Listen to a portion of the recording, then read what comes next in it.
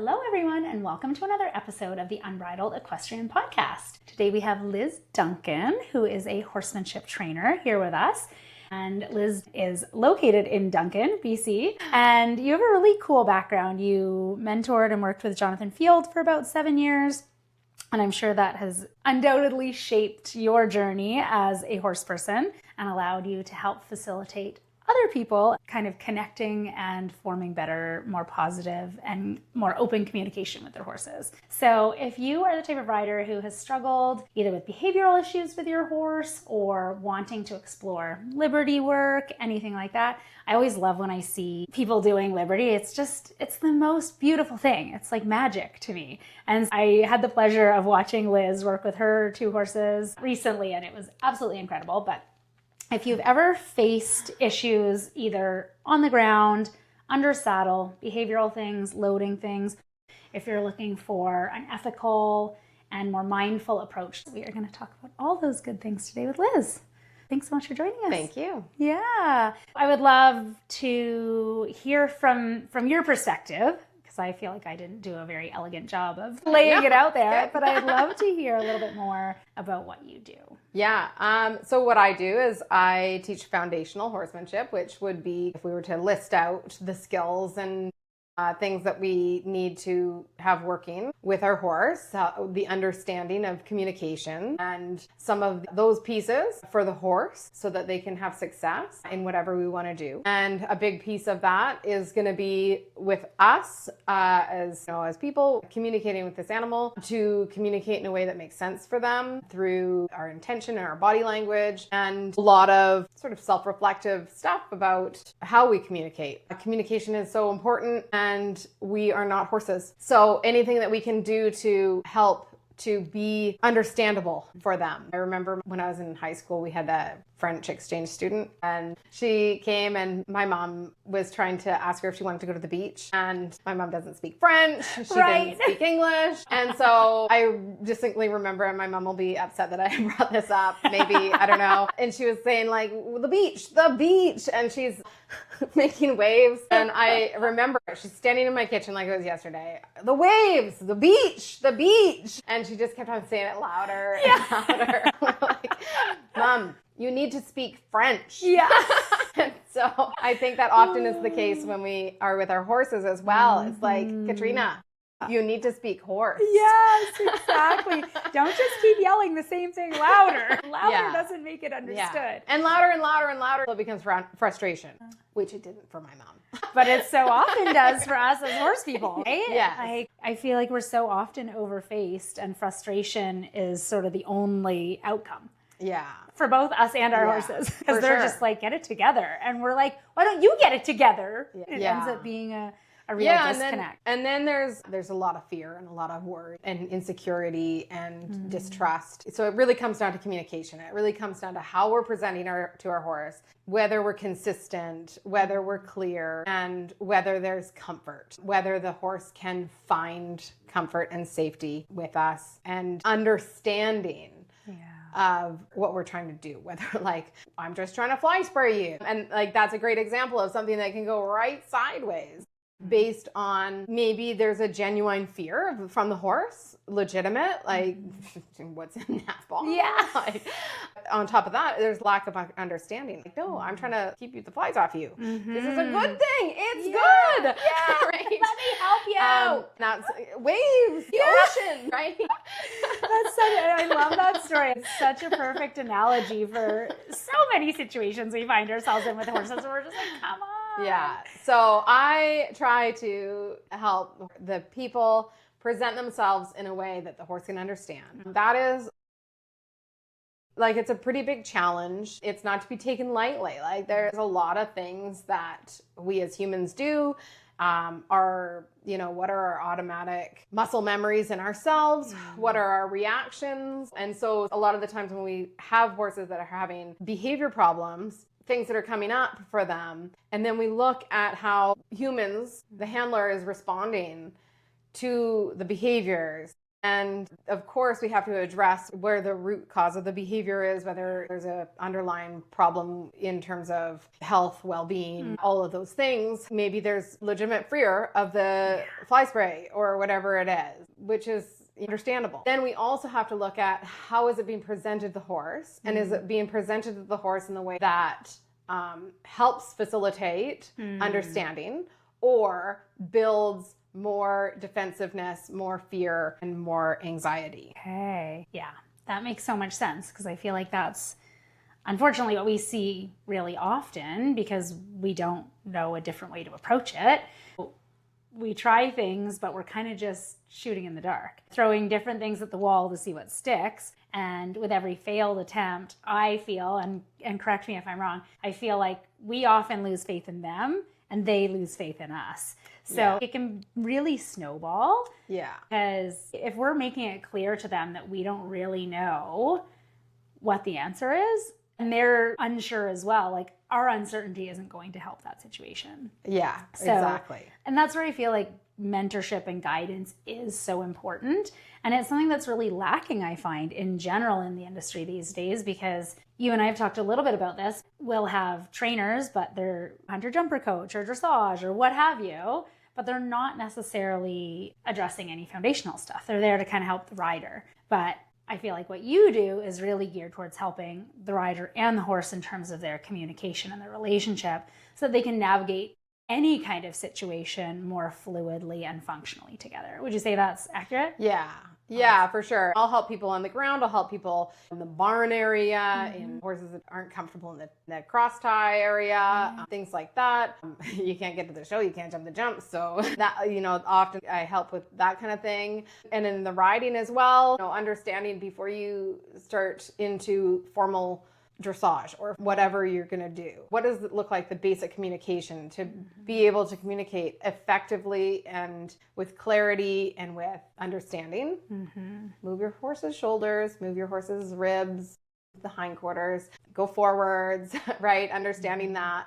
I was just out of curiosity, I pulled up the FEI 4-year-old test. Okay. Just wonder what's on here. They only have to stop once. Okay. Phew, glad that's not a huge priority. Anyways, I just thought, looking at that 4-year-old test, and there's a good emphasis on stretching, lengthening, right? Which is great. But I also think that there's something in the judging part where it talks about contact. And so even just having a horse, like I came across one not too long ago, that just stops, right? Like a real resistance to go forwards. Yeah. And so they're competing. They're out there competing, but their horse is lacking forward and they're riding in contact. And to kind of break that down and like, can we just get the horse moving forwards and feeling good about it? And maybe that's without a lot of contact. Maybe that's with no contact at all. Like, let's just go over there. Helping people get that support before, or maybe amidst their competitive or whatever they're doing with their horse. Even that kind of thing is not addressed, which comes right down to the foundation, the start. And my mentor, Jonathan Field, he would talk about his mentor, Ronnie Willis, and him saying to Jonathan, you never know if you're working on the start or the finish. And so, like that idea of in this early education, where does that understanding translate to when the horse is much older and wiser? And as they move through countless different and new experiences in the run of their life, because I feel like so many of those foundational pieces, like, they're just missing in modern training, because we're kind of hurrying horses along to get them sold for top dollar. There's an FEI 4-year-old test. Exactly. I'm not even getting on them. And we could go on and on in terms of the challenges with doing all these things with them so young. It's detrimental to their bodies, detrimental to their brains, but it's detrimental to their long-term well-being, because there's so many holes in their foundation. It's like Swiss cheese. So not surprisingly, when we start asking tougher questions, well, that foundation was really not solid to begin with, and now it's really crumbling quickly when pressure is applied or when the stakes mount, or when the communication issues pile on top of the keep issues, which pile on top of the foundational issues, which pile on top of, right? Yeah. So it can quickly topple. And I think we see that so often in horses where they're not doing well, but they're managing. And we sort of normalize a lot of the basic stresses and a lot of the stress-related behaviors. And we don't necessarily know to do anything about them at the earlier stages, but it's not until horses get to a point where they're just like, whoa, I can't do this. And things start to escalate that then we're like, oh, well, we need to fix it. But I also feel like so often we're fixing the problem that's showing up there instead of being like, oh, but that problem that's showing up here comes all the way back to the very beginning. Treating the symptom and not the not the root. Exactly. Yeah, for sure. Yeah. So I love that you are talking about getting to the root of the problem and starting to help them. Where does that issue stem from? Yeah. Because so rarely is it just the thing that we're seeing on the surface. It's often a combination of all these little pieces that have kind of been building or sliding. Yeah. Yeah. And so when we talk about for the horse in terms of these milestones, it's not like if your baby hasn't rolled over by the time he's 7 months old, you better go to the pediatrician. Yeah. It's not these milestones. Who put these milestones in there? And it's just, there's quite a bit of hurry to get to. And I don't actually know for everyone that it's the same reasoning, but there does seem to be a mentality of rush of early education and getting into like the need for progress and what does progress look like? Well, what does progress look like for me? You know, I had a session with a horse the other day where we talked at great length about breathing. What you become aware of, what you count becomes important. And just exploring the horse's breath in movement. And that piece, it felt long. Yeah. A conversation that was long.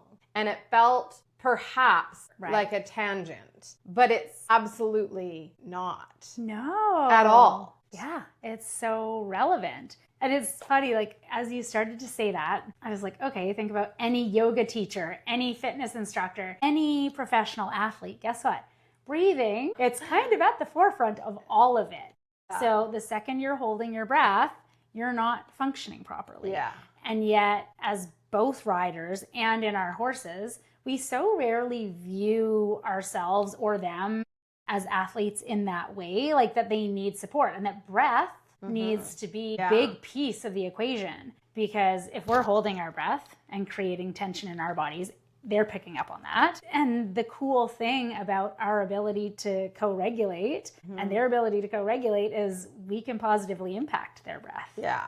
And vice versa. Right? Yeah. I think it's a huge piece that nobody really talks about. Yeah. It's one of the things that I feel like I observe a lot of is where horses that are carrying a lot of tension and carrying tension through their whole session and going back to the pennant, taking a big sigh. Yeah. Finally. Which breaks my heart. Yeah. You know? Yeah. It breaks my heart for them. Yeah. And it breaks my heart for the rider as well, who isn't getting what they could out of the relationship. Totally. Yeah, you're never going to get your best out of a tense horse. What are some of the ways that you find have been best for removing tension for horses? Well, it depends on the horse. And addressing any fear is a big piece. So quite often tension is rooted in a feeling of nervousness somewhere. I've had horses where they're nervous just to be on a lead rope. Yeah. So somewhere along the line, maybe there was some distrust that was created being tethered to a human, right? And maybe that was intentional or unintentional. But I've definitely had horses that have a feeling about being tied to you. Not tied to you. Not literally tied. Don't do that. Yeah. Disclaimer. So and then if we think, okay, hold on a second. What is this horse doing in its daily life? Is there any conversation about acceptance of the contact? Acceptance of the contact. Well, how can there be acceptance of the contact if the horse is terrified of being in contact with you? So, you know, fear is a big thing. Obviously, horses and we're humans, you know, there's that whole predator-prey business. Yep. Kind of relevant. Yes, any fear is important to address. How we address that in a way that allows the horse to find comfort and safety without overwhelming them, and where they come to an understanding of, oh, it's just fly spray. Yeah. Fine. I actually, maybe it's a good thing. I actually hate flies. So maybe this is all right. Yeah. Or maybe it's just like, when I address fly spray, for instance, I use a lot of water. So I have just a old fly sprayer full of water, and I refill it lots, and I'll walk around with it and bring that into the horse's scope without overwhelming them. And so they're like, oh yeah, I don't really care about the fly spray. And then good, let's put it on you. Yeah. Working with that to develop a more confident horse. And with confidence, you can't have relaxation if you're terrified. Yeah. And the leading piece, I know so many horses that freeze on a lead line. Yeah. And I feel like the most common response I see is the owner getting enraged by it. Right. So the horse is already not willing to follow our leadership, and then the outcome is us becoming furious at their fear. Right. Which and I think that would be like another thing that I observe in people, even the one sign up and they come to me. Yeah. And I've been guilty of that. So also anytime I see something we're all guilty of it at different times because we don't know better. Yeah. And so I think that's where like a perspective shift comes in of just, hold on a second, what's going on for that horse right now? Before you just get pissed. Yeah. Yeah. For what? Also, we got to go. Can we not just take a pause? Yeah. Well, no, because we're people and we're in a rush. Yeah. But understanding, hold on a second, what's going on for this horse and why is he frozen? Why is he camped out back there at the end of the rope? And how can we help him through that? Not just for the moment, but for the lifetime. That's a big piece. Mm-hmm. Another thing for removing tension. So there's obviously the fear. It's also just the feeling of comfort inside of conversation. Just sometimes that is doing things longer, allow us to feel good inside of something. For instance, the other day it was a walk circle. Yeah. Just walking at liberty long enough that the horse can have time to feel okay. All we need is more patience. The horse didn't require me touching it a whole bunch. It just needed more time. Right.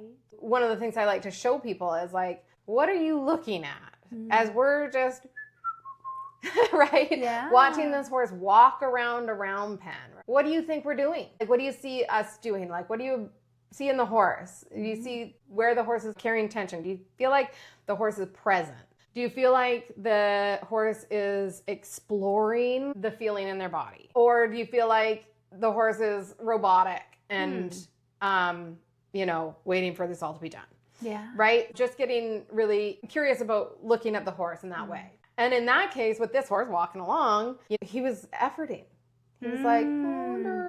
And even in that, there was a point where he paused and he sniffed a puddle. And giving him the allowance to pause and sniff the puddle and then carry on walking. We don't have to be quite so snappy or reactionary, right, in that time. And I think so much of what is classically taught is don't let him stop. Yeah. Get him moving. Well, and where does that come from? It comes from fear in us that we're going to teach the horse something that we can't fix. That right? makes so much sense. Absolutely. Yeah. So don't let him do that. Don't let him do that. Don't let him do that. Don't let him. And then that, that feeling of when you say, don't let him do that, it really comes over you. Don't let him disrespect you like that. And then if you are the horse who is just trying something and then the human on the end of the lead rope just started vibrating at another frequency, what's behind that door? Totally. And also, it seems scary. Or I'm going to get there faster next time becomes often the case. If I didn't want to go out that door. Yeah. And your doggy here said, don't let her leave. Yeah. And I went to go out the door and you tried to stop me. Yeah. What am I going to want to do? I will figure out getting out the door faster next time. Had a horse that turned in the trailer to the right. So it was an angle haul. And the horse would go in and then turn right. And I've heard people don't let them go right. And of course, but the horse already knows. Yeah. The horse has done it enough times that it's in its repertoire now. So the chances of me being able to interrupt that and prevent it from happening are slim. I'm just not that strong or fast. Yeah.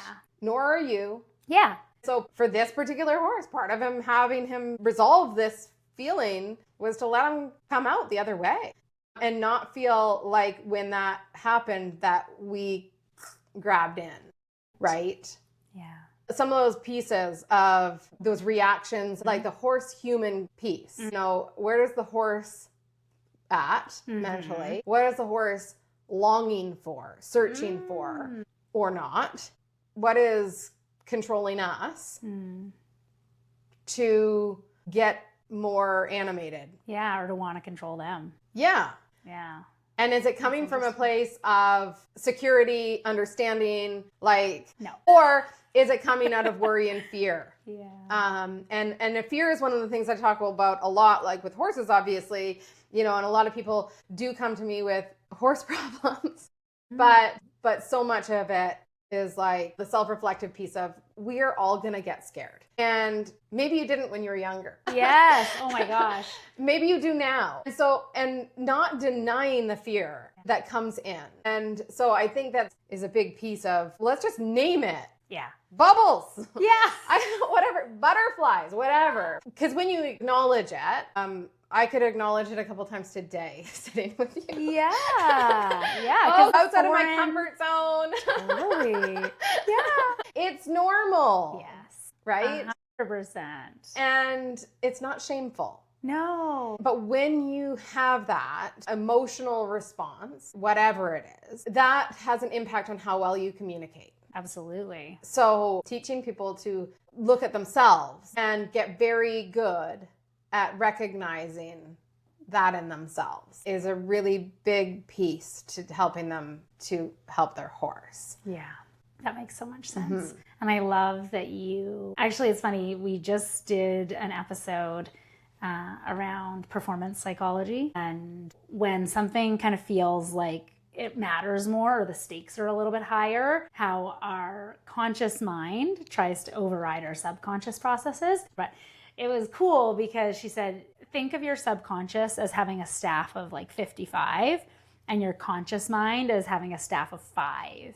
And so when the conscious mind tries to take over subconscious processes, like it can't handle that workload of 55. Yes, right. So it mucks things up. You know, you're fumbling your words and you're sweating and nothing flows smoothly because we're kind of trying to take like this cerebral processed approach to something that's actually quite automatic. But I think that so often happens with horses because the dynamic isn't necessarily one we're always comfortable with. We don't always feel like we have the tools. And so sometimes we just end up trying really hard and feeling like that will give us the solution we need. But often it kind of does the opposite because we're tense. They get tenser. And thinking hard. Thinking hard. And like doing hard. Doing hard. Like thinking hard, trying hard, doing hard. Yeah. I think that is very true. And I think that there are pieces to that. So say if you have a horse that you've had a bad experience with, now you're coming to fix the horse. And then a lot of it is that repair. Yeah. And that a lot of that repair is like, oh, I've had a horse that had a bad experience in a bad start where the rider came off, and that very much sat with that horse's memory. When we went back to riding, she was aware of it. Right? That was a worry for her. Like, please stay up there. Yeah. And it is amazing how much they can carry that. Yes. And then for a rider in that situation as well, like that's a pretty big deal and shouldn't be overridden. And also might not happen with the same horse. Because at that point, you're kind of doing a disservice to the horse that is having its own trouble, right? And now is having to take you through yours. Yeah. So oftentimes I will suggest people work with one of my horses. I have a lovely mare who is just so much fun. If you're halfway right, she'll do it. That's awesome. And she's just content. She's like, she's just a lovely horse, lovely mare. And that is sometimes met with some resistance because of that feeling of investing in your horse. But the investment in yourself is so important because Willow, I mean, she can handle your worry. And the reason that Willow can handle your worry is because she has me 99% of the time. I'm confident with Willow that she can handle your fumbling and your worry and a little bit of that, a little bit. And then I'll help her wash it off. That's what I do for Willow, is help her to relax on the other side of like, ooh, that person had a little bit of worry. I don't know what it's all about. The energy, the feelings of tension, of fear, uncertainty, lack of confidence, confusion, all of those things factor into how well we get along with her. Yeah, how well we do anything, right? Yeah. And it is so interesting because I know what you mean in terms of people getting really sticky about doing it with their horse sometimes. But it's like if you don't have the skills, you're not able to positively influence them.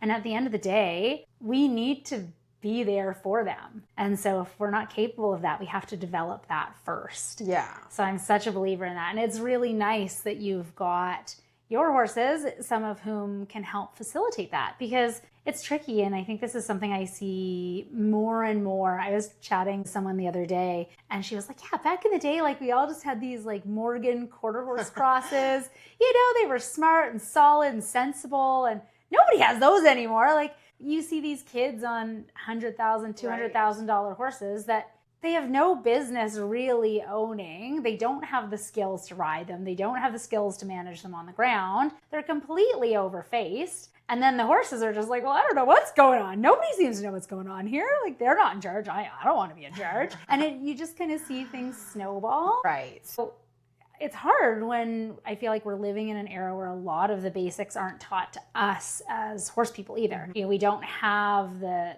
pony camps or the pony club or the things to learn horse husbandry or horsemanship or stable management. So much of that stuff is really glossed over now in modern kind of starts to riding, but also in a lot of the show barns. People don't know how to wrap their horses or don't know how to do these things that even at its core, it's spending time with them.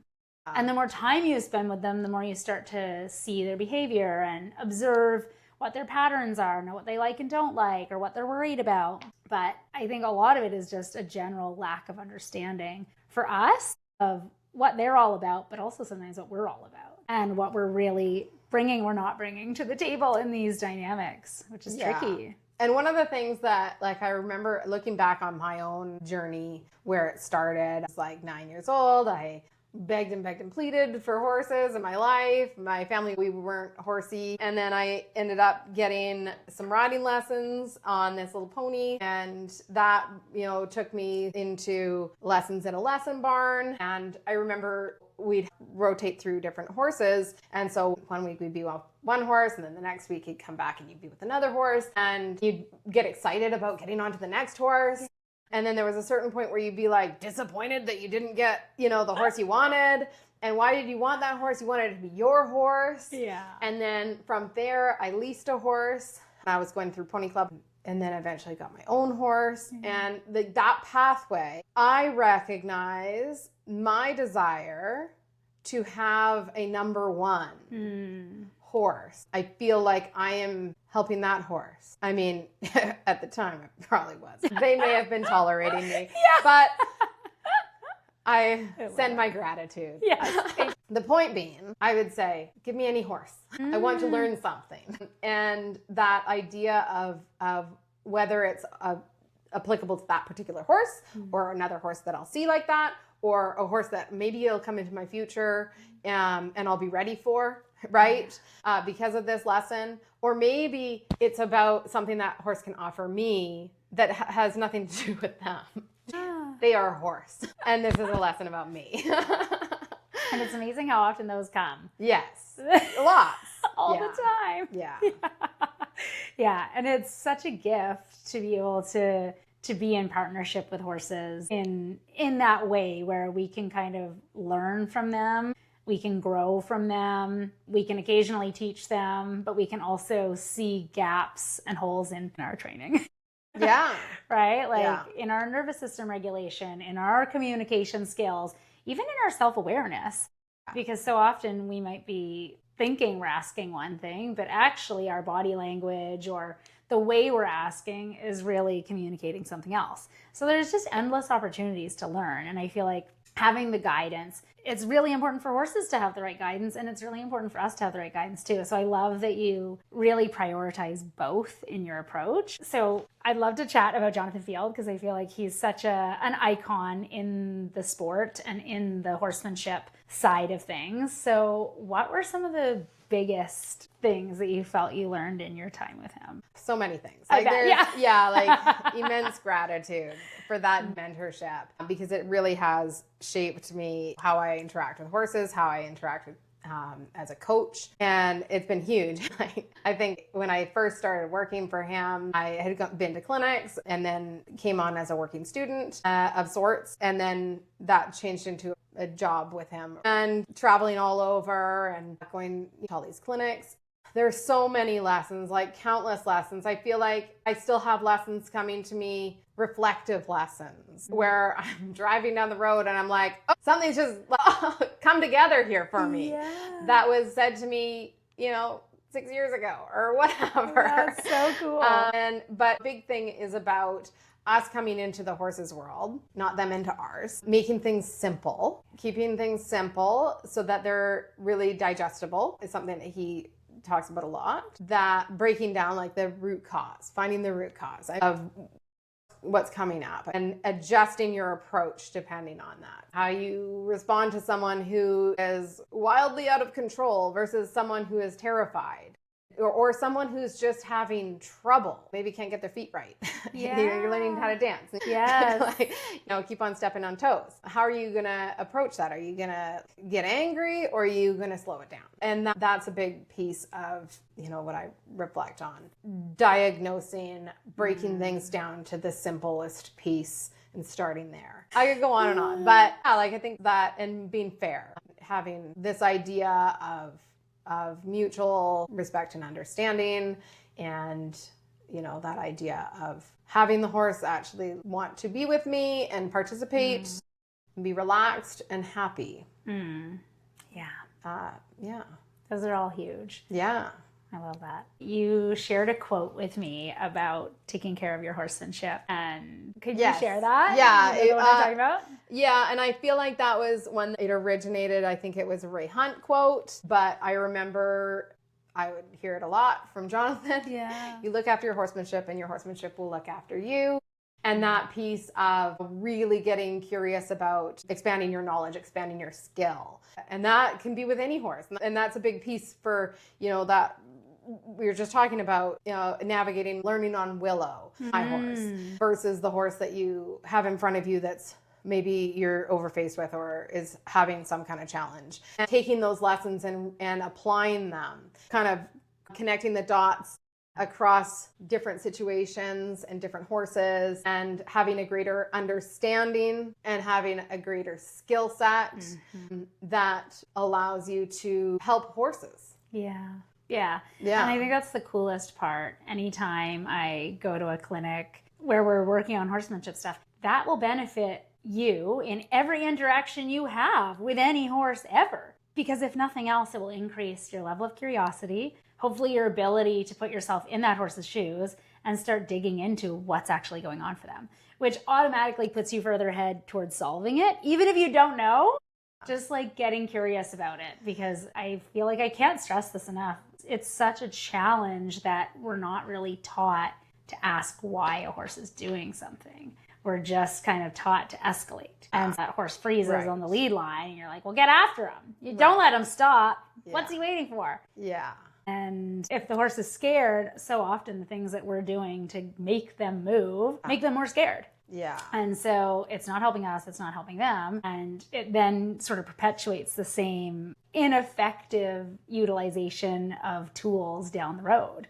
Yeah. So if all I know how to do is pull and yank and smack them, that's what I'm going to continue doing. And I'm just going to do more of it or make it bigger or louder or what have you.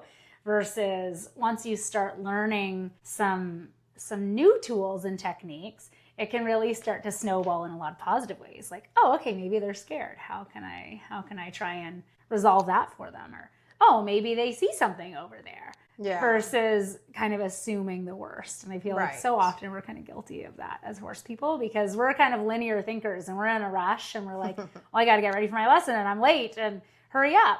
versus, oh, okay, maybe there's a reason they're stopping. And it's not just to make my day worse. Yeah. Not just to make me later. Yeah. Right? Yeah.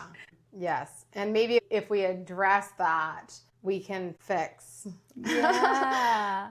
a multitude of different conversations, right? Yeah. That freeze on the lead rope, walking down the alleyway, that maybe sends people into anger and frustration and whip cracking. Yeah. Like, and I don't know, like this is a made up situation. Yeah, totally. But if that's something that happens consistently and we want to kind of break that apart and say, well, is it a lack of understanding on the halter? Right? On the coming forward off the halter? Is it a fear thing? Is it like the flapping tarp or something real nerve wracking? Is it something that we do just out of habit? Because every time we walk from the barn to the arena, we stop and camp out and then we get through it and carry on with our day and we don't readdress it at all. So it just is something that we do. In which case, if we can kind of, let's just hang out here for a bit and maybe we'll go up to the barn and come back. And maybe we'll do that a couple of times until we start to establish a new habit. Yeah. And wash out that other one. Because we haven't just practiced it the way we practiced it the last 4 days. Yeah. So that comes up a lot in some of these procedural things like mounting and bridling and saddling. And like we do it. It works, kind of. Ish. And then we ride, right? So one of the things that I'll quite often do is mid-ride, get off and unsaddle and resaddle. And remount. Yeah. Now we've done it twice. Yeah. And the second one's probably better than the first. Yeah. Yeah. I could do it 3 times, right? I could do it 9 times. It's so true. We have this tendency to kind of fumble through something, know that it didn't go well, but just kind of ignore it and like move on to the next thing as opposed to... And then we've essentially just trained it. Right. Yeah. That. Okay. So that's problematic. Yeah. Very interesting. Yeah. And it is amazing how often... I was talking to somebody the other day who had just gotten a new horse and they're like, oh yeah, we saw when we went to see the horse, like the owner unintentionally reinforced so many behaviors that we really don't want. And it happens all the time. Again, if we don't have the knowledge, where do we go from there? I feel like it's often a bit of a case of the blind leading the blind when we try to help horses or we try to work with horses because so often we don't really know what we're trying to do. We might know the outcome, but we don't know really like what pieces of the puzzle we're trying to put together. So I feel like I would encourage people to, maybe just pick one thing. Yeah. Maybe it's like, let's really think about how we put a halter on. And how does that halter go on? Does the horse try to bite the halter on the way? Is he trying to grab the halter? Is he trying to bite me? Is he pulling his head away? Is he diving his head, smashing it in? Is he raising his head up? And why don't we just practice that? Like, it's not time wasted. Yeah. Are we working on the start or the finish? And if we address that one piece, like, what else is going to be easier? Yeah. Now we're starting to have these conversations about how all of those things happen and connecting and following a feel and it applies everywhere. It really does. Yeah. And it's so funny because I feel like I see so many horses when I'm saddle fitting that bridling is a massive issue. Right. Yeah. And they're just like struggling through the bridling process. And it's like, this is painful and messy and nobody's having a good time. So, well, and sometimes when it's like that, when you finally get the bridle on, you're like, oh, thank God, never doing that again. Like, why would we do that twice? Totally. And you shouldn't do it twice if you don't have a plan. Right. Yeah. Please don't do it 3 times. Yes. It's such a good point. So really the need for mentorship is so strong in those areas. And I feel like so often, once you start to fix those pieces, and I'd be interested to hear your take on this, I feel like you start to build trust with them. They're more likely to buy in the next time you want them to do something that maybe they historically weren't so sure about. Yeah. Right? Yeah. You start to build trust in the horse, a shift in the horse, that things could work out, that you're actually okay. I mean, it has a huge mindset shift for a person. If we spend more time than we ever thought we would ever do doing something like haltering, what's going to trickle into us in terms of our awareness? And I think that's a big piece. Yeah, big time. Yeah. I do feel like so often we just rush through everything with horses. And unfortunately, it not only impacts how they feel about a situation, it really diminishes our enjoyment of it as well. But especially if rushing through it is leading to negative outcomes. because the rushing piece doesn't feel good. The process piece doesn't feel super good. And then the outcome piece doesn't feel super good. Yeah. So we end up on both sides of the equation not feeling super good about things. Yeah. And I feel like I see that so often where the horse is really not okay. They're not having a good time. The rider is not okay or having a good time. And so what's the point? And nobody's relaxed. No, definitely not. Or breathing. No, exactly. And then it's like, no, go have a perfect lesson or go have a perfect round in the show ring. Yeah. And like, not so surprising that it doesn't usually work. Yeah. Because we're missing so many things kind of all the way back to square one. Yeah. I'm missing so many opportunities to improve it. Yeah. Which I think is the tricky thing. I see this a lot now, and I wonder if this piece of the industry is maybe getting a little bit worse because I feel like riders almost have this assumption that they should be further ahead than they are. And I wonder if it's a little bit due to social media and seeing other people like jumping big jumps or doing upper level dressage or eventing or barrels, whatever you're doing, and comparing ourselves to them. And so I've heard from a lot of barns and a lot of trainers that they are almost stuck trying to keep up because if the kid doesn't get to jump the height they want to jump, they'll jump ship and go to a different barn where the trainer will let them jump that height. Right. So we're skipping so many pieces in terms of the foundation. Yeah. And then we're having riders that are totally ill prepared for the things that they're actually asking the horse to do. Yeah. Do you feel like you see that? I would say I do see that from afar, but I would say that I do see that. Yes, I think that is happening. And I think that I don't see it myself because I won't. Because I think it's a privilege, not a right, to be with this horse. And I just don't care how bad you want to do something you shouldn't do. Yeah. I just don't care. Because it's not right for you and it's not right for the horse. And they're not put on this planet to serve you. Yeah, or to fuel your ego. Yeah. And that's huge. So I think that I feel like I have a pretty big piece of me that is willing to have that conversation with someone that eliminates that from even being something I think about. Yeah. Yeah. That is nice. And that's something where, for me, because I'm in all kinds of barns all the time across all disciplines, and all levels, I see so much of that for people at various stages of their journey. And it's hard because you really see the mental, emotional, and physical toll that it ends up taking on both the horses and the riders, which is unfortunate. Yeah. And then there's a point, I think, for a lot of people where that clicks and something shifts, where they like wake up from the path that they were on. And I just like to not go down that path very far. Yeah. You know? Yeah. Yeah. Well, and I guess that's the beauty of working with someone like yourself, because that's what it's all about. Yeah. Like, find a new path Yes. that allows you to be more successful, that leads you to the destination that you're actually trying to get to. Right? So we can like zigzag and do all the messy stuff that doesn't work, or we can start learning how to form a more fluid path to where we actually want to be in communication and partnership with our horses. Yeah. So I'm curious if somebody wanted to get more in tune with their horse and just start seeing some of the patterns or getting more familiar with the horse's behavior, what are some things that you might recommend for riders or people who want to kind of gain more awareness? I think number one would be to observe horses in whatever situation you can, whatever is available. Observing them, in the herd is ideal. If there's somewhere where you can see a group of horses that live together, it's really excellent to be able to watch them and watch how they communicate with one another, how they move each other around, the signs that they give before any pressure is used, how they ask permission to come in, or all of those things. So how they play, how they mutual groom, and to observe them quietly with a little bit of patience for your own assumptions. Say you have a thought of what you think you're seeing. Oh, that horse is the boss. Oh, that horse is cheeky. Isn't that cute?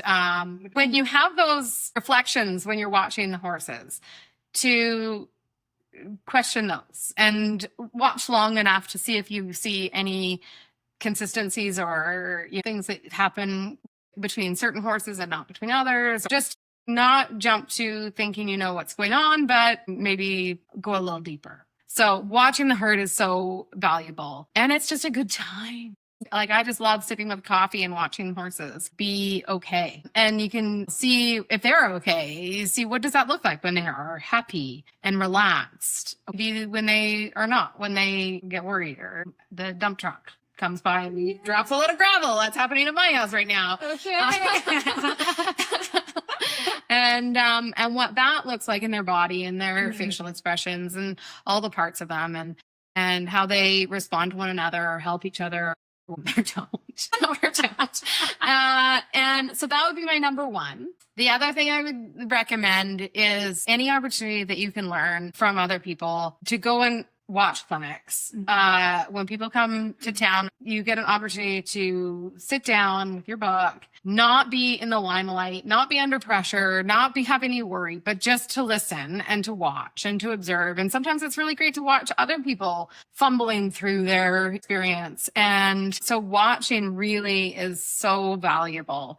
Sometimes I recommend people watching before they come into clinic, whether that's with me or with someone else. After, you get a whole different experience. So I really think that that's a great opportunity. It costs very little usually. What it is a commitment of your time to sit down and be there long enough to absorb those lessons. And I think if you can do that, that's a really valuable place to start, because there's the theory and then there's the practice. And so much of the time you can sit and watch the theory and you can watch other people do the practice, but that you start to really get those lessons sinking in. And you get to also know if it aligns with whether you'd want to bring your horse into a clinic with that particular person and whether you feel like that's a good match for you and your horse. So it's a good little test out in that case. And that whole conversation about time, sitting down in a clinic, it's hard to carve out your all day Saturday to be at a clinic. That leads me to my next piece. And my next piece would be if you can think about time differently when you're with your horse. If you can put yourself on horse time,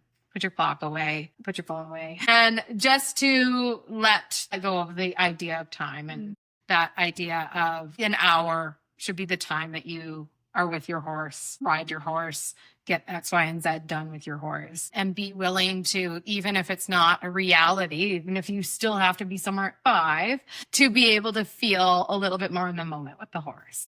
That you're willing to be patient, you're willing to help them, you're willing to hang out with them for as long as it takes. There's no timeline on that. And that shift really is huge. Yeah. And like you said, it doesn't have to be you're just spending an endless amount of time, but the energetics around coming in like takes how long it takes.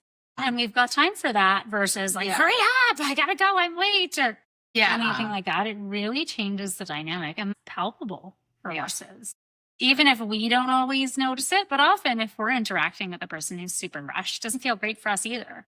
And horses feel that so much, I think, from us these days. And it's nice if we can kind of give ourselves the permission and also give them the gift of not rushing. Yeah, for Makes sure. it more fun too. And sometimes I'll have an idea of something I'm going to do. And sometimes it means lugging out a bunch of tack and bringing out a bunch of things. And then I never touched them. And then at the end of the session, I'm like, well, that was great. It just went where it went and it was fun and we had a good time and now I'll just lug all the stuff away. And so there's just that idea of being in the moment, not having a timeline and seeing what shows up. I love that. Yeah, I think that's a great practice. Yeah.